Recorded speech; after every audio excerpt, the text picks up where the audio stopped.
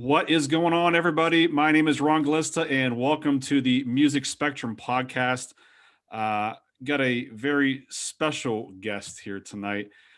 She's my favorite sister-in-law from the state of Pennsylvania, Laura Grossman. Laura, how you doing tonight? I'm great. How are you? I'm doing fantastic. The reason why I wanted to have Laura on here is she has a very interesting, is the word we called it before we jumped into the podcast. We were talking a very interesting music catalog. But before we dive into things, Laura, why don't you let everybody know a little bit about yourself? Okay. Well, I am a 53-year-old mother of four girls, and they have basically flown my nest. I have basically two in college now, and they leave and come back, but the older two are gone. They're on their own. So it's been a little quiet, more quiet here at my house, but it's bittersweet because I love when they come to visit, but I'm kind of glad when they leave. I like my I like the quiet and the solitude, but when they come back to visit, it's really amazing. Um, and then even though the girls leave me, my husband is still here. We've been married for almost 27 years. And we work together, believe it or not. People ask how we do that all the time, but we do work together at his our podiatry practice. And gosh, uh, what I love to do the most is be creative. I would say if anyone met me, they would describe me as a very creative person. I'm happiest when I'm doing something like that. I enjoy acting, singing, decorating my house, making wreaths, floral arrangements, needlework, painting, reading, writing. Anything that's creative is my favorite thing to do. And I grew up in Boardman, and I went to YSU. So I was educated in Youngstown, Boardman my whole life. And I got a couple degrees from YSU, worked as a lab tech for a few years. And that's how I met my handsome husband. And Does then your he drug, handsome does your handsome husband have a name? oh, Adam, I'm sorry. His name is Adam, and he drug me back to Washington, Pennsylvania, where I live now, which finally it feels like home. You know, Washington, PA is definitely home. And we live near the city of Pittsburgh, which is wonderful. We take advantage of the city all the time. I mean, they've got baseball, football, hockey. We love the theater there, and seeing concerts there and restaurants. We love to eat there. Um, and my second oldest daughter graduated from Pitt. So we would see even college games down there. She was in the marching band for Pitt, and that was so amazing, so fun to watch. And then my baby, Talia, she goes to Pitt now. She's going to school there. So um, that's a little bit about me and where I live. And I don't know what else you want to know about me. We were talking already about my strange affinity for orange cats. Yes. I love my fat orange cats. And it started with Henry. I rescued Henry. Adam said we weren't going to get another cat because we already had three or four at the time. And he said, no, no more cats. I said, oh, come on. I picture us. I need an orange cat. I've always pictured myself with this fat orange cat. He said, all right, I'll tell you what. If you can find one that's old, we'll go ahead and we'll rescue the cat.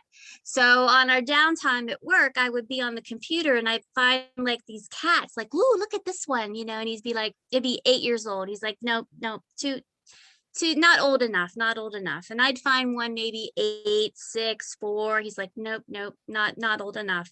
So one day I look up on the website and there is Henry. He's 12 years old, okay? And he weighs 20 pounds. Oh And wow. his whole face filled like the picture. He was adorable. So I show him the picture and he's like, how old? I said 12. And he's like, oh shit.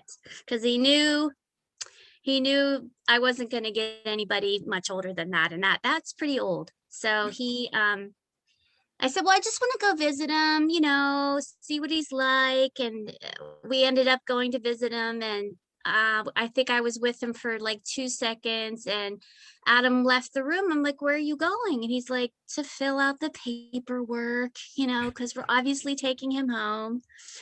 So, but we only had him for a really short time before he passed away. And we ended up getting another orange kitty. He's George. And if you are thinking to yourself, like, why would you name a cat Henry? Why would you name a cat George? Well, I also love English history. So they have the names of the kings of England. So there's George, there's Henry. The next one is going to be Charles. And then after that, I'm thinking Arthur and then maybe William. So we'll see how many orange cats I can fit in there before they put me in my nursing home and I can't have one anymore. So You got this all planned out with all these orange I cats. do. Does I Adam do. know this though? He knows. He does know. I mean, he comes around. We have, I think the highest quota he'll have is 4 cats. So, and the oldest one, Sophia, is 16. She's getting a little older. So maybe I'll have another orange cat here shortly. But I don't wish Sophia gone. She's a real sweetie. She's a little white fur ball. I love her too. And those of you that you're only listening to this right now and you can't see Laura, she's not an old cat lady. Trust me. She's only 53. She's still younger. She's not an old cat lady, even though we're starting off a music podcast talking about cats right now. Cats. But Cats. Gotta love cats. yes. I like dogs too. I love Benny. Your dog, Benny. He's a sweetheart. I like dogs pain in the too. ass sometimes, but he's a good dog. Yeah. See, now we just told your mother that we wouldn't swear. You've already said shit and I said ass. Sorry, Mom. That'll be it. That we won't say anymore. Okay. But anyway, that's basically me. Okay. So when you think about growing up as a kid, what music were you listening to, or who or what turned you on to music when you were younger, if you look back right now? Well, when I think about it, the first music memory I really have is singing at church. I mean, I grew up going to church with my mom and later, of course, my sister and brother, and singing the church hymns, learning to sing there really basically, and at school, but singing every Sunday at church is probably the first thing I can remember.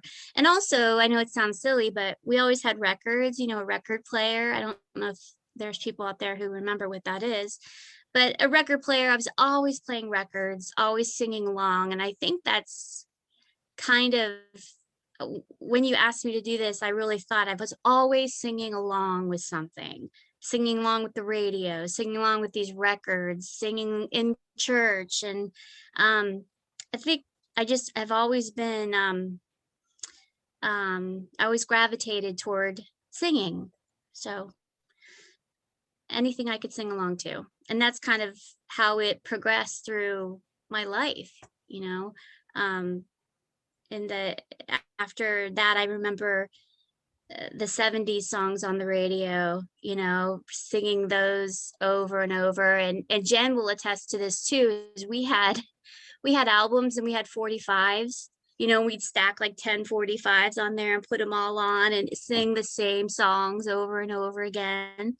And that's a really good memory for me, a childhood memory, is doing that, with Jennifer, singing and holding up brushes, paint, or hair brushes, using them as microphones and singing. Those are good memories.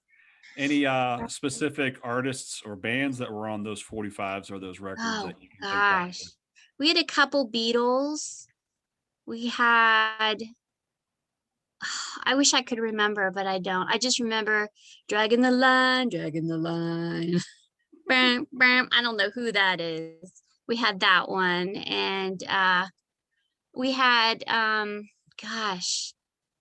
this is what happens when you get to be my age. You can't remember things, the names of the songs. But yeah, and then of course, then I'm getting older and I'm listening to top 40 radio. The same songs over and over again, and the 80s and all of that.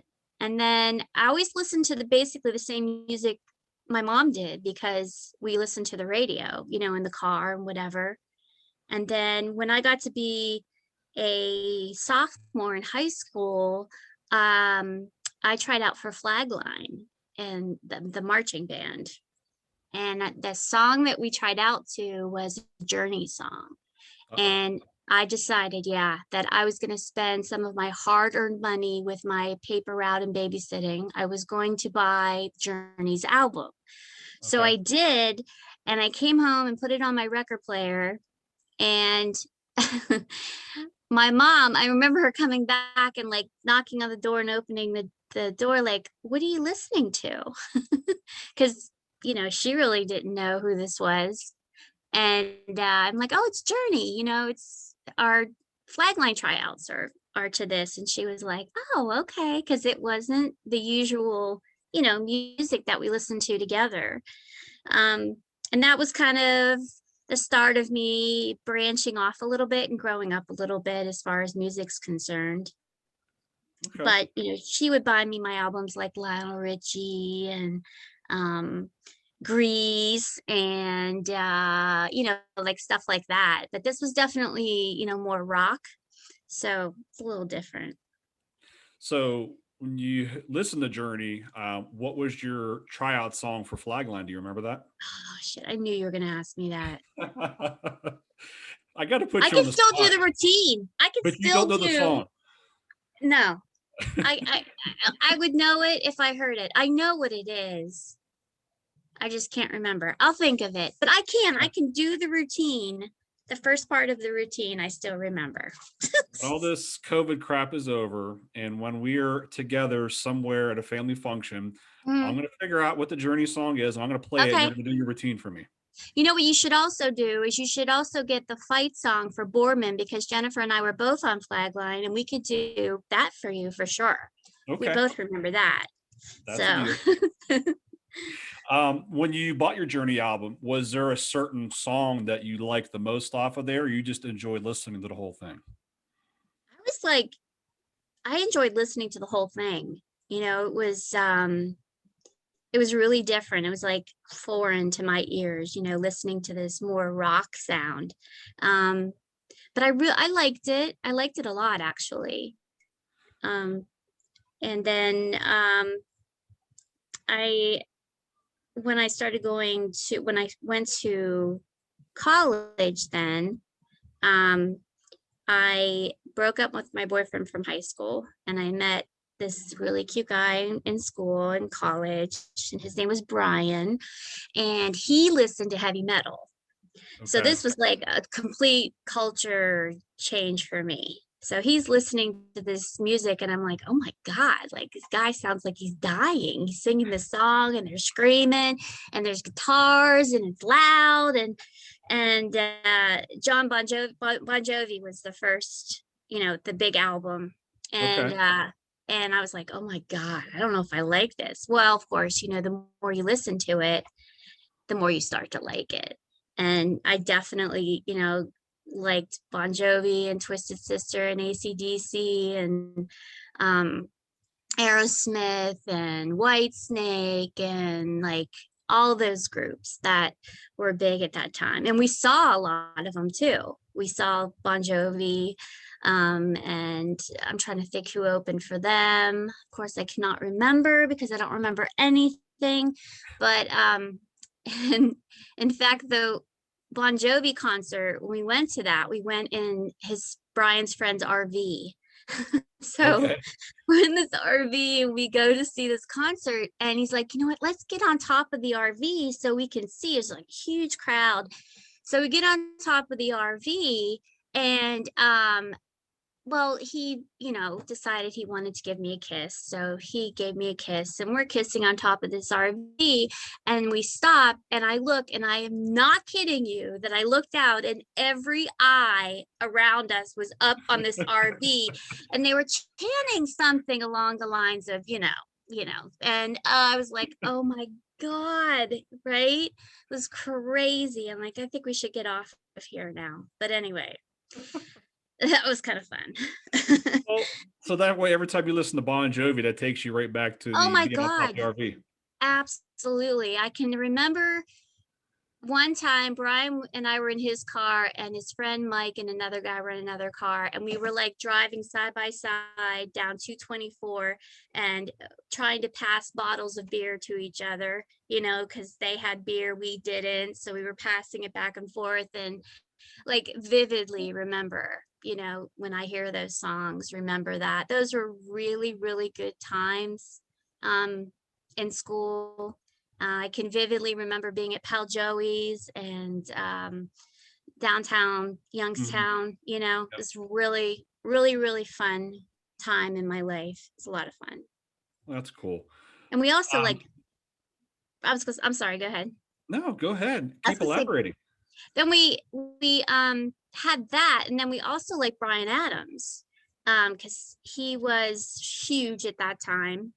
So good, so good. We saw him in concert a couple of times, and very, very good concerts. So much fun. And I do remember after one Bryan Adams concert, I may have gone skinny dipping, but I'm not sure. But I think I did.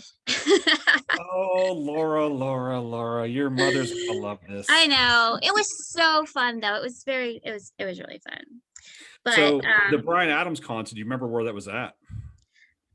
it was at the, I don't know, what do they call it now? It's not the Star Lake. What is it now? They actually just changed the name back to Star Lake at Post Gazette or something like that, or Star Okay. Lake at That's Bergenstown or whatever, but over in Pittsburgh. Yeah. That's probably, that's my opinion. That's always the best venue to see a concert because yeah, Jennifer and I have been to Blossom and we've been right. to all the indoor places, but between Mhm. Blossom and Star Lake by far is better in our Yeah. opinion. I think we did see him there, but a lot of the other concerts, the bigger names, we saw at Blossom. Okay. But yeah, Okay. I saw so many concerts during that time. And that was before like StubHub, all those places. Yeah, one guy would buy them and we'd have to give him the cash for the ticket. Remember that? You didn't have Yes. no Venmo. There was no Nope. Venmo. There was nothing. The guy would, buy the tickets and then you give him the cash for the tickets. Yeah, I remember plenty of times going to Kaufman's at the Southern Park Mall or Giant Eagle in Austintown because those are the only two Ticketmaster places that I knew of. And same Really? thing. Yeah, either I had to go stand in line or I gave money for somebody else to go stand in line and buy tickets. Yeah, exactly. Oh my God, like they don't even know what that is, do they? Nope. Standing in line for tickets. And at Oh my God. Kaufman's at the Southern Park Mall, their Ticketmaster was upstairs. So you Oh. had to wait till the doors opened up. You had to run through Kaufman's, run up the escalator upstairs, and then wait in line again. Oh my gosh. No, Yes. I have to say I never had to do that. And Brian usually bought them, so I didn't have to do anything except show up. Yeah. So All the boys I just bought everything for you. they did everything. It was wonderful. I feel bad for the girls nowadays. It's like splitsies all the time. Like, ugh, imagine that. Kind of Yeah. sucks. Yeah. but but those were really good memories. Good stuff. So, you talked about Bryan Adams, maybe like a hard rock 80s type person. Yeah. Bon Jovi, the hair metal stuff. Journey's hard Yes. rock type 80s. Yeah. Where was Madonna at in your scheme of music back in the 80s? Well, actually, she was there. She was there more like graduating from high school kind of thing, Okay. but then I met Brian and, she just went by the wayside. But then she did make another appearance after Brian because, that I grew up, but he didn't. So I had to move on. But my first apartment, I remember Madonna because that's when the her like greatest hits album came out. Do you remember that one? Yes. And I was listening to that all the time. That was probably my favorite at that time. And then things got kind of hard because, broke up with Brian and working this job. And I'm thinking, what does my future hold? Because I'm so old. I mean, I was, 20 something years old. And I'm like, what am I going to do with the rest of my life? And actually started listening to some contemporary Christian music. I don't remember exactly how I got into that, but it kind of had a nice sound to it. But it was the lyrics that were really helping me at that time. And I kind of did cleave that way a little bit. Um, excuse me. And then I ended up moving to another apartment I found in Austintown. And I remember telling my dad, I'm like, Dad, it's earlier, it's closer to work, and it's $50 cheaper a month. He's like, really, $50? I'm like, back then, $50 was a lot of money, That's right? For me. So I'm like, it's $50 less a month. It's close to work. I'm going to move out there. And it was a really cool little place. It had a lot of character to it. I loved it. It was an adorable place. And but it had like this patio porch on the back of it. It was probably built like in the 30s, 40s. It was really different. You had a front door and a back door, and it had like this, I was on the second floor, and it had this porch that had a wall that went up like 4 feet, and then it had a covered roof on. It was amazing. I loved it. And I had this little screen door that went out there. It was so cute. And I thought I have to hang plants off of this thing and put furniture out there. And but unfortunately it was like up to your armpits full of like bird poo and feathers. It was disgusting. So I asked the landlord, I'm like, if you give me the paint, I'll clean it up and paint it. And he's like, well, sure. So he bought the paint, gives me the paint and everything I need. And I I swept all the stuff and threw a little space at the bottom of the wall, and I just swept it out onto my neighbor's thing down below. So she's probably wondering what the hell happened. But anyway, and then I was painting it, and this was summertime, and I was out there, it's summer, and I'm painting, and my neighbor downstairs turns on the radio and she's listening to country music. And I'm like, oh my God, country music, shoot me now, right? So really don't remember why I didn't turn my own radio on, but I think I probably felt like, why bother? Might as well just listen to what she's listening to. Yeah. And sure enough, we're listening to it long enough that a song plays again. So I heard a song for the second time, and I'm like, oh yeah, okay, I heard the song. And then it plays again, and then this time I'm singing along because I've already heard it twice before.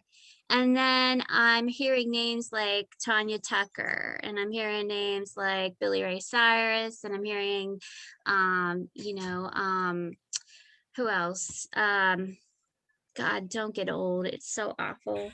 Garth Brooks, I'm like hearing these names and these songs, and I'm really getting a kick out of it because the lyrics are so clever. Some of them are really just clever and fun to sing along with, because that's kind of the theme, things I can sing along with. And so the next thing you know, I'm singing along with the radio, and then I end up buying one of the cassette tapes. And I bought Patty Loveless was the first one that I bought. Okay. And yeah. And Boot Scoot and Boogie was huge. So the line dancing was going crazy at this time. Remember that? Yes, I do. And Mom worked with someone who wanted to go line dancing, and she couldn't find anyone to go with her. So she asked me to go. And the place was called the Hurdy Gurdy, which it's not there anymore, but it was not too far from me. But she's like, I want to go to the Hurdy Gurdy. I want to do these line dancing lessons. And I'm like, okay, cool. So we went out there and did these line dancing lessons. It was so much fun. And then after line dance, they had a band, a live band, and it was open band night. So the band would play whatever, and you could sing right along with them. Oh, So okay. there were people singing Jimmy Buffett, there were people singing all kinds of stuff. So they are playing their stuff, and I recognize a couple of the songs, from my little tutorial on the radio with my downstairs neighbor. Well, then they played one of the Patty Loveless songs that was on the cassette tape that I had. And so after a couple of beers, one Tuesday night, it was on Tuesday night, I'm like, oh, I'm going to get up and do this. So the girl I'm there with is like, yeah, you should do that. So I get up there with my cowboy boots and my denim skirt and my shirt with the big puffy shoulder pads because it was the 80s. And I sing for the first time. Chains was the song, Patty Loveless, Chains. Well, I was hooked. That was all it took. It was so much fun being up there with that band and singing. And I could have just, kept going on and on. It was a lot of fun. So needless to say, every Tuesday night, I was at the hurdy-gurdy doing line dancing lessons and singing with the band. It was a lot of fun, except for come Wednesday morning when I had to be at work at 6 o'clock in the morning at the lab. But another really fun time in my life. And the music was so much fun. I couldn't believe how much I had changed my tune, from being like, ugh, to, this is really fun. So Yeah. Was there other Patty Loveless songs that you enjoy or enjoyed singing, or was it just that one, and that's the only one that you did by her, by when you sang? oh no, I loved Grandpa and or excuse me, that's the Judds. But Patty Loveless, no, that was probably the only one. That was the only one that the band really knew. Oh, okay. And yeah, and uh that's why I continually sang that one. But then I branched out to the Judds, which were another really nice band. And that's when I started singing Grandpa and Mama He's Crazy. And those are my two favorite that they sang and that the band knew. So, but So yeah. when you sang in a church choir when you were younger, in the high school band, you were on the flag line, you played the Mhm. clarinet, so it wasn't the singing part of it. Was it country music that actually turned you on to actually doing karaoke and singing in front of crowds, or was it? Yeah. Yeah. Yeah, it really was because it was the hurdy-gurdy. The hurdy-gurdy because that's where I sang first. That and it was such a positive experience, Um and I was good at it. I mean, I don't mean to pat myself on the back or anything, but I was good at it. And those particular artists, Patty Loveless and the Judds, they sing in the same key that I do for the most part. So it was very enjoyable for me to do that. It was just very natural to sing along with that. Yeah, because then before then, I had never had any interest in that. And they did have a singing contest one night at the hurdy-gurdy, and I won second place for singing Grandpa. It's $50. It's a big prize. And the first prize went to some slut I had never seen before who was half naked and sang some kind of slutty song. And that's the only reason she got first place. And third place went to this girl who was singing a Mary Chapin Carpenter song, playing guitar so good. She gets third place. Ridiculous. So The first place girl probably sang like "Girls, Girls, Girls" by Motley Crue, and that's why she was no, wrestling. she sang that song, Memphis. She Walking just, in Memphis. yes. I don't know, some slutty song. I don't know. It was really disappointing. Men are all the same. I'm sorry, but they are. They're all the same. You're right. She could have sang the alphabet and they would have been like, oh my God, that would have been first prize for you. Oh, jeez. But anyway. So you look back at those times, and you're listening to Patty Loveless, you're listening to the Judge, you're singing up on stage. As you're getting older, where does music turn or change for you, or do you stay on that path for a while? I really I stayed on that path for a while. Um, as I yeah, I mean, I really did. And then I was gonna say something else about the hurdy-gurdy and I forget. Oh, I know what I was gonna say is there was a guy there when I won the second prize, and he came up and gave me his business card and said he owned a karaoke company.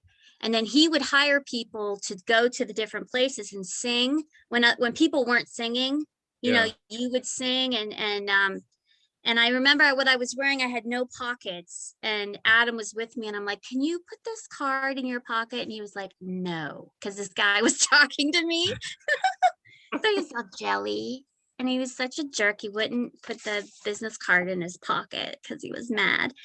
But that was flattering, to know that this guy who owned this company, was looking for people to, schlep the karaoke crap around and sing, Mhm. But then shortly after that was when Adam asked me to marry him and to go to Washington. So um I did that. And if my kids, who are hopefully going to listen to this someday, would do this, I'd kill them. I would be so worried and scared and angry. I can't believe my parents let me do this. But I mean, I knew Adam. We met at work. He, the laboratory, which I talked about earlier, I would get there at 6 o'clock in the morning, draw blood, and then be done at 3:30. Adam would saunter in about 10, do a surgery, and saunter back out. Like it was, but that's where we met. And after, I think we met in October. He came back in January because he did some other part of his residency elsewhere, came back. He asked me out. We went out on once before New Year's Eve and then dated thereafter. And then in April, he asked me to marry him. So it was really, really fast. If my kids would do this, like I said, I'd kill them. But yeah, and then we moved back to Washington and still listening to, a lot of the top country.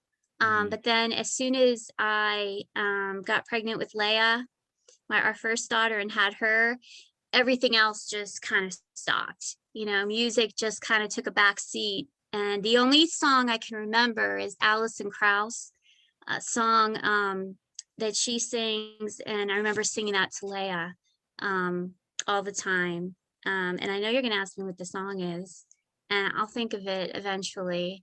I'm sure you But will. anyway, and that is kind of where music starts to take a back seat a lot. And Adam and I were listening to like Hootie and the Blowfish a little bit, stuff on the radio. That was about it. And if it wasn't that, it was like, Barney or something. It really was like kids music. And then after that, I mean, the kids just started coming every other year. And the only thing I listened to was PBS, from 1995 to 2004. If it wasn't on QED, I did not know it existed, because that's where I lived. That's what I did. Yeah. But a good memory, and I would hope my girls can remember this, was I used to sing in the car. When we'd be coming home from something, they'd say, "Mommy, sing, mommy, sing." And I would sing one of the Patty Loveless songs or a Judds song. They love to hear me sing. And that was fun. So where does music pick back up for you? I mean, I know obviously it's later in life, but Yeah. It's how did you funny. get back into it, I should say? Through the kids, obviously, like I can hear certain songs and remember, uh, the kids and I singing along in the van, like Pumped Up Kicks. Do you remember that song? Yes. I can remember little Momo singing those words, and I can remember the songs that were playing when I picked Leia up from soccer practice, and all her smelly friends would get in the van, and the music that was playing then, and um, yeah, it was definitely through the kids. It wasn't music that I would necessarily pick. And it wasn't until, of course, they all started leaving that I started listening to music that I wanted to listen to again. And probably the one that that I've been the most impressed with is Adele. I think that she's really amazing, because she was so true to herself, how she sounded, what she sang, her lyrics, the music, everything. I was very drawn to that. It was very unique and different and beautiful, in my opinion. I really enjoyed it. I don't, probably only genre of music I don't like is rap. And I've tried. Don't make that face. I've tried. But like the early stuff, like the real early stuff, I can listen to and have fun with. But I can't.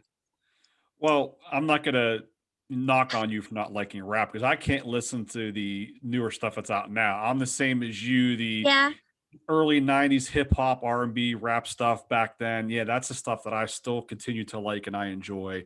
yeah. But when you talked about Adele, it's just it's not funny, but it's just different because when she was playing her top 40 stuff, Mm-hmm. it wasn't like everything else that was out there.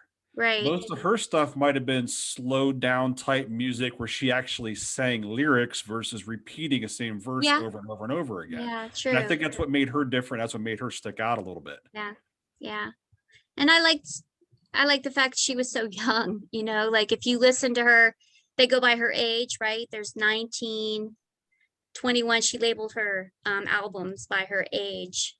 And it was interesting to see how she changed over time too. I didn't know that she did that. So she named all Yeah. her albums or the what age she was when she put the album out. Yeah. Oh Yep. wow. Yeah. I didn't And know her that. last album is probably my favorite. And I love it because she has her son on one of her songs. You can hear him talking in the very end of the song, his little voice. And you can really hear how she's grown up, how much she loves her son, how much um, she's getting older, looking back at life.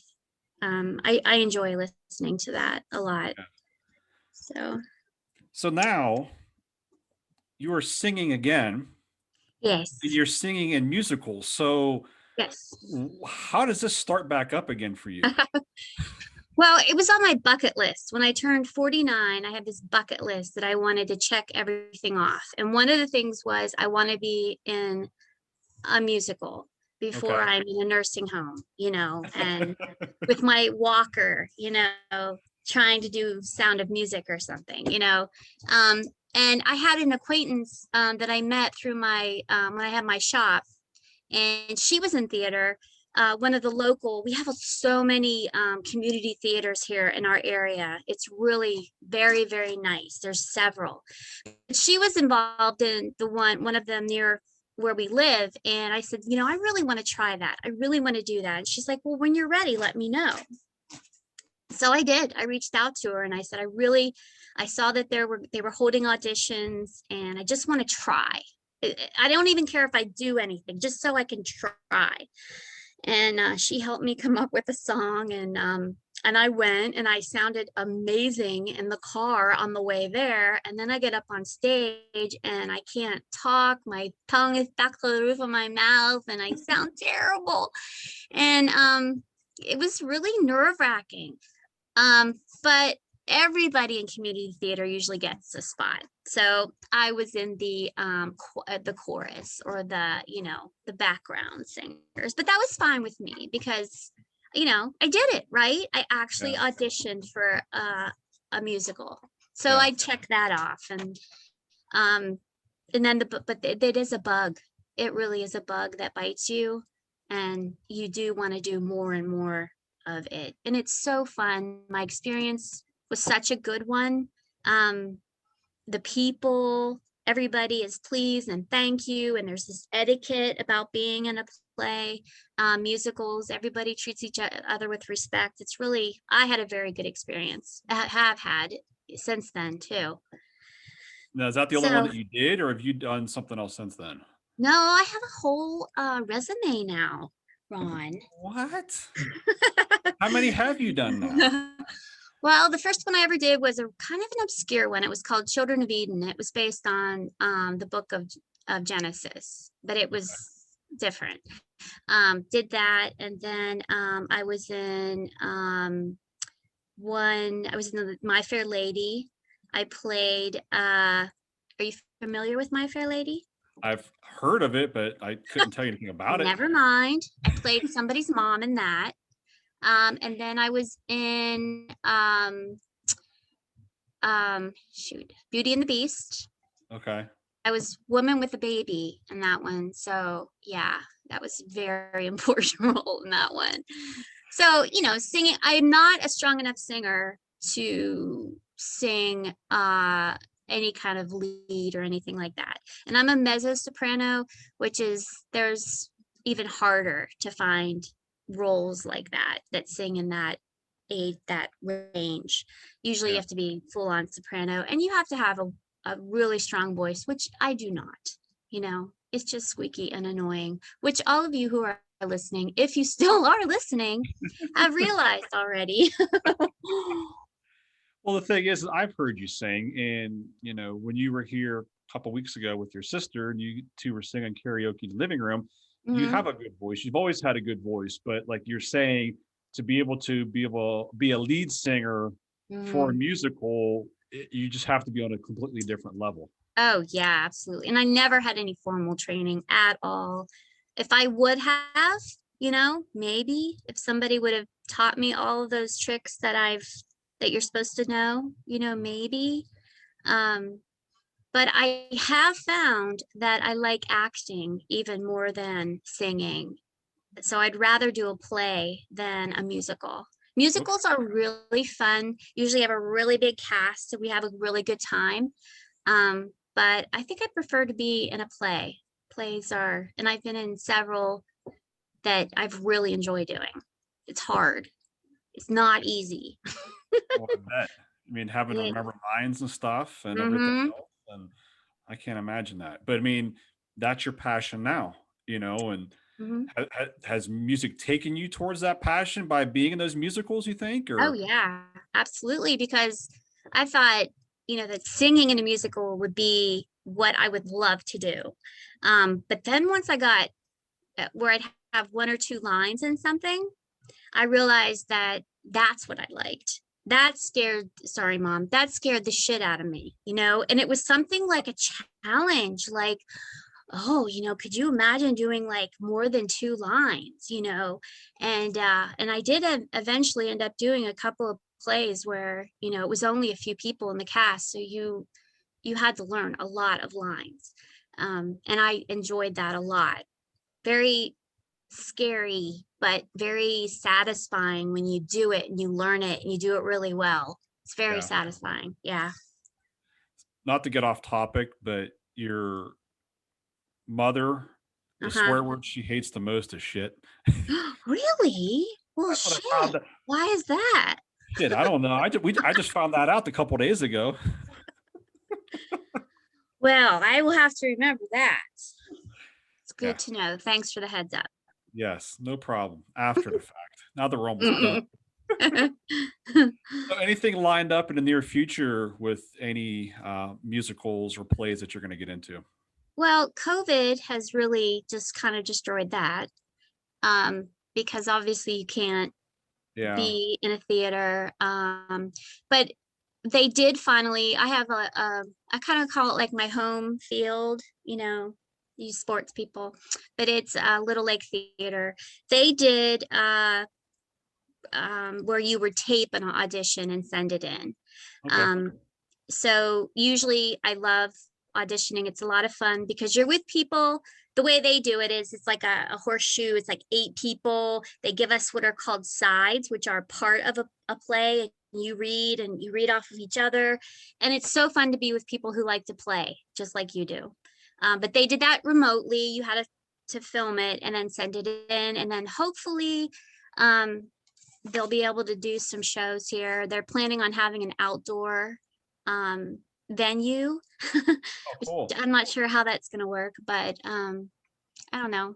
So I set my tape in, but I usually get pegged as the mom. That's usually where I get stuck. But I don't mind because that's what, it's easy to play those roles. I don't have to try very hard. Oh, you have a lot of experience over the I years do. at I being a mom. do. I do.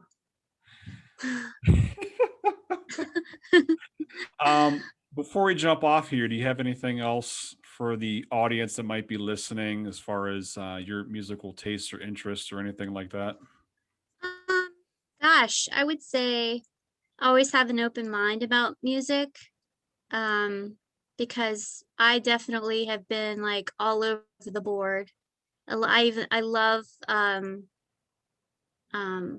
symphonic music. I love a chamber music. I love, that kind of thing. So never, peg yourself as one type of music. Don't be afraid to listen to something else. And I'm thankful that my family are music lovers too. Same thing. Um, the girls were in the band. Hannah went on to do really well with that. She went into the college aspect of that. But uh, I'm thankful that I can listen to music with my girls, any kind of music with them. And they too uh, will go to hear a symphony or a musical. It's nice to, well, I know you took Aaron to see Metallica, right? Yes, I did. Yes. So yeah, it's so cool to share your love of that with your kids. It's like a common bond, a bond that you can have between you guys. I mean, it's not uncommon for us to be sitting eating at a restaurant and Adam will go, "Who's that?" The music playing, like, who is that? And the girls are trying to think, "Oh my gosh, who is that?" Um, it's a lot of fun. It was very surreal the first time I heard a Bon Jovi song in the van with my second oldest, and she's singing along with this Bon Jovi song, and I'm like, "Oh my God, I'm so old." But I guess that's what I would say. Have an open mind about music, and yeah, yeah. Those are good words to live by. I could take that. Well, Laura, I've had fun. Thank you for joining me. I You're hope you had welcome. fun. I did. I talked the whole time. You didn't get 3 words in edgewise. I got more than 3 words in, but this isn't about me. This is about you, my guests. And I told you before we started, we're going to talk about you, and you were ecstatic to talk about yourself because you're never allowed to talk about yourself. Everybody takes over the Well, and have someone who has to listen. Usually their eyes glaze over, go back into their head, and or they're yeah, down on their phone or whatever, yeah, yeah, Yes. yeah. Well, I appreciate you jumping on here with me. I had a lot of fun. It was nice to hear some of your stories about, growing up through your high school years, all the different ways music took you and helped you evolve into the person that you are today. And I think that's really special. That says something about you. So that's pretty cool. Um, Once again, thank you very much. You're welcome. I will play the Boardman fight song for you and Jennifer the next time we are together as a family. Yes, yes. Tell You her to practice. I'll be practicing too. see, she's bored right now. That's what I should tell her to do I is practice. know. She can't do arms very well, so Yeah, I don't think that's gonna work very well, but no. but oh, you said I was gonna be able to do a shout out at the end. Do you want to do a shout out? You I have at it. do. Go I just ahead. want to shout out to my 4 beautiful daughters, Leah Elizabeth and Hannah Irene and Mariah Lynn and Talia Eve.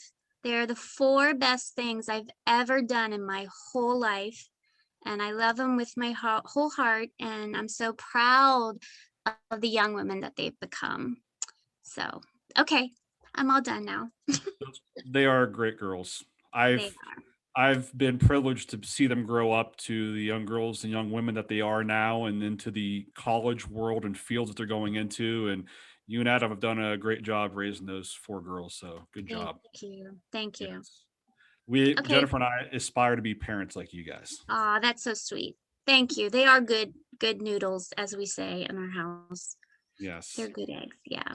Thank you. All right, Laura. Thank you for jumping on. Once again, my name is Ron Glista. Thank you for listening to my Music Spectrum podcast. Make sure you check out my podcast here with Laura. We are on Apple Podcasts, Google Podcasts, Spotify, I'm on iHeartRadio podcast now. Also, check out my Facebook page. And once we get this uploaded, definitely check those out and share them all over the place. Laura, once again, thank you very much. And we'll see you at the next family function. Okay. Thanks, Ron. All Thank right. You guys, you. you guys have a good night. Thank you guys. Okay, bye.